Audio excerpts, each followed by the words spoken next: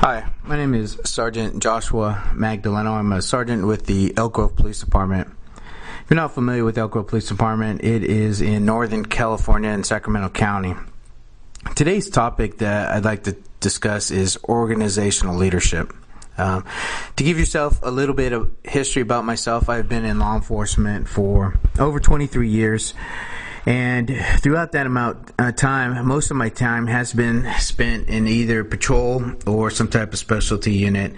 And I've worked for many sergeants, lieutenants, supervisors, and really had the opportunity to experience good leadership and some poor leadership throughout my career. I've only been a sergeant for just over 2 years, and my goal when I started on the path to promotion was to take everything I learned from those sergeants that I really appreciated and try to move those same theories and styles into my style and leadership, and ensure that everything I didn't like about some of the poor leadership, that I did not use that as skills and abilities when I myself am a sergeant. One of the reasons why I'm talking about organizational leadership today is, as part of my goal to be the best supervisor that I can be, is I enrolled myself in the University of San Diego's Law Enforcement and Public Safety Leadership Program. And in this class on organizational leadership, we had to identify a leadership challenge. And as we go on to the next slide, I'll discuss that a little further.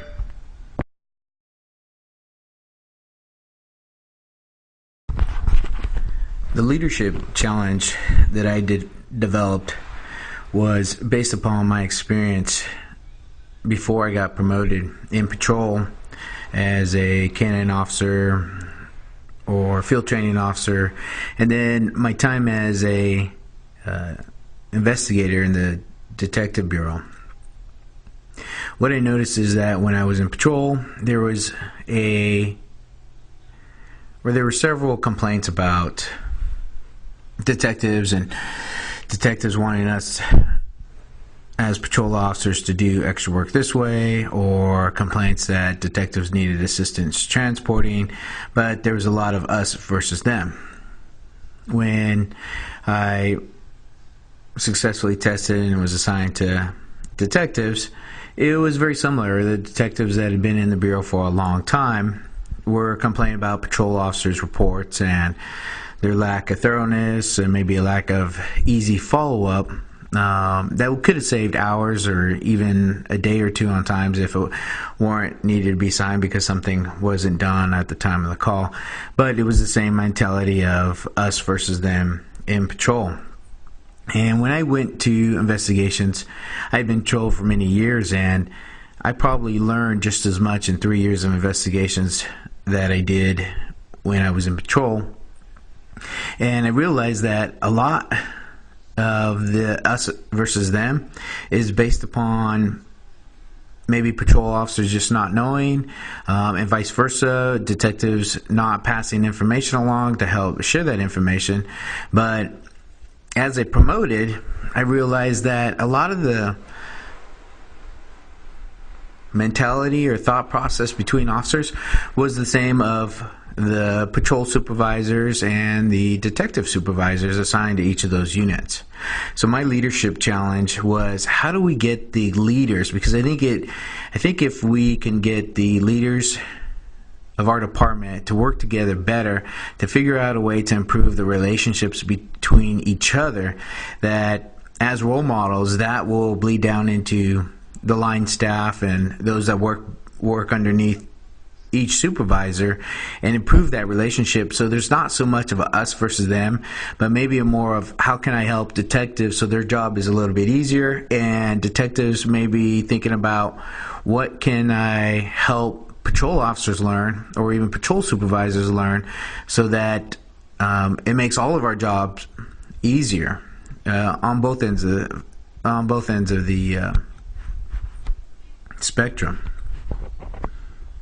So my leadership challenge in this project is to identify a way that I can get the supervisors to build on their relationships, to improve the working morale and the relationships between different divisions within our agency. Period.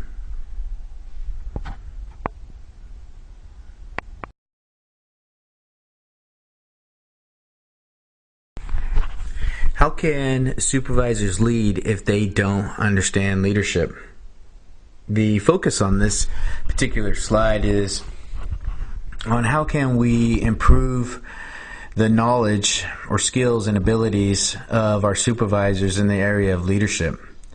One of the topics that I really enjoyed learning about in the organizational leadership class at the University of San Diego was on emotional intelligence and the conceptual differences between practical intelligence and emotional intelligence.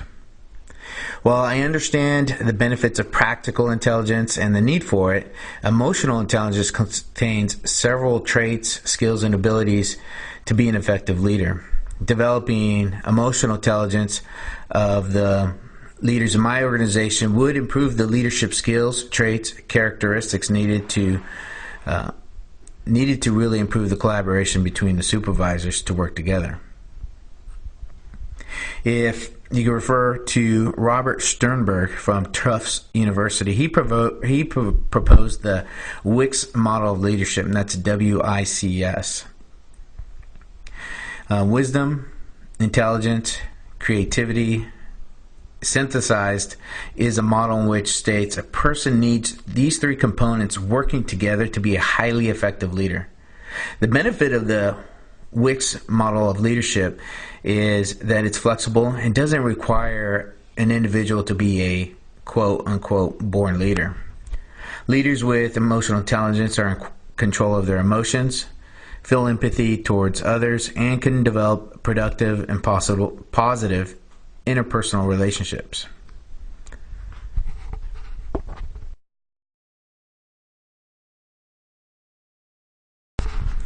What is emotional intelligence?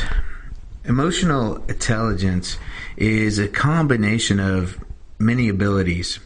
It's the ability to have productive and positive interpersonal relationships, how to handle conflict resolution, how to read others' emotions and feel empathy for others. In the book by Afsaneh Nahavandi, The Art and Science of Leadership, she states that emotional intelligence is the ability to interact well with followers, satisfy their emotional needs, and motivate and inspire them, central to effective leadership.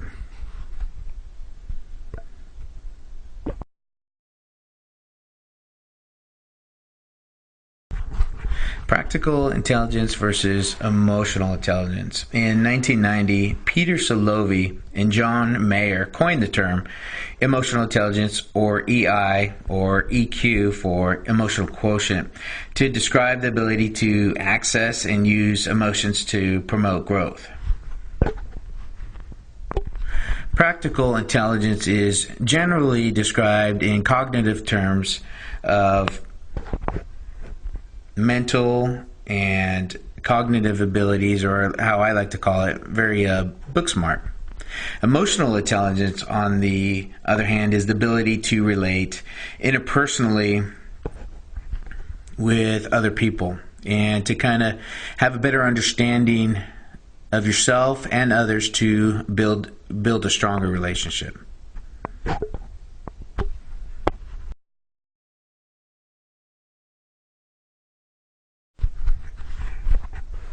Some of the components of emotional intelligence are self-awareness, self-regulation, self-motivation, and empathy for others, along with interpersonal and social skills.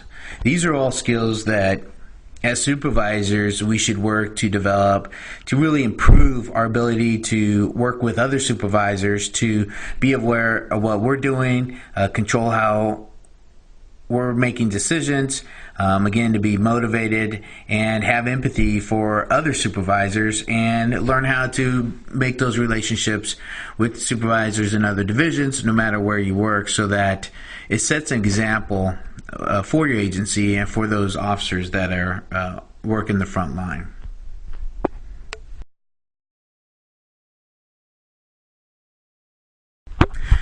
By the supervisors of my agency truly working on the relationships that they can build between each other, they will benefit not only themselves and their working relationships, but it'll benefit the officers in the agency and in turn benefit the community in which the officers are working. So not only is it important just for the supervisors to be able to work together and have strong relationships and be able to set the example, but those stakeholders are also the officers that work underneath them and the community in which we serve.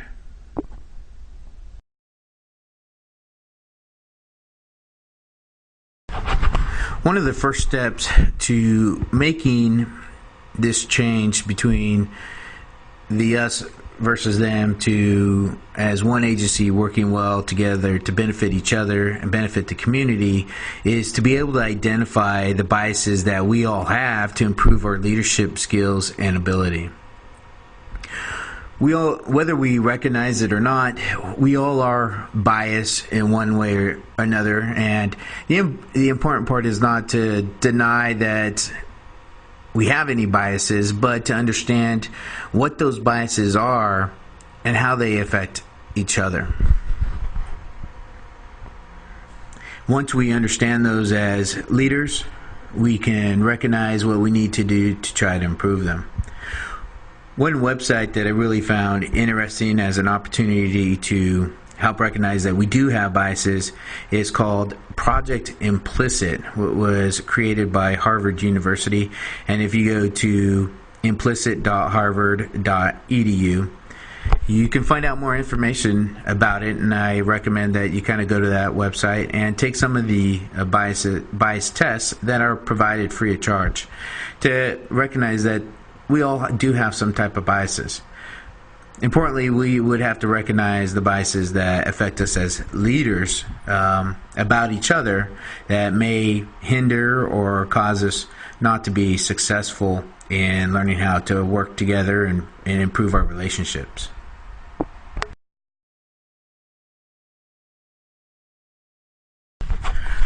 While all this information is helpful and beneficial to individuals that truly take heart to it, you need more than a PowerPoint and someone talking to you about leadership, but the goal is to kind of put this into action.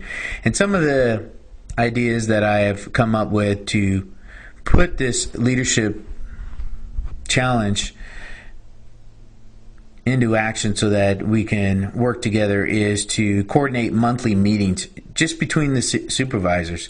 And once a month, all the supervisors who are available need to meet and have open communication during their meetings and talk about some of the leadership challenges that we face and how we can work together to improve our own leadership, but improve our communication.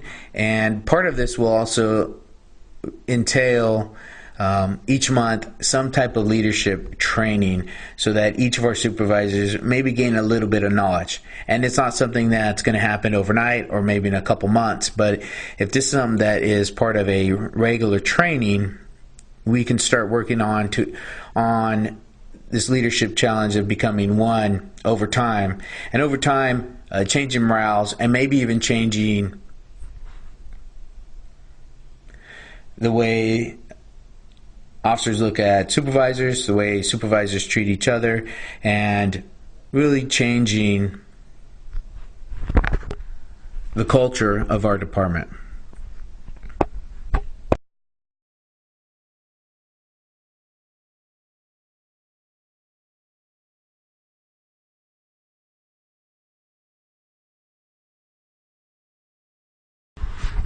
Thank you for taking the time to listen to this presentation, and I hope that in some ways it was beneficial and helped in one way or another.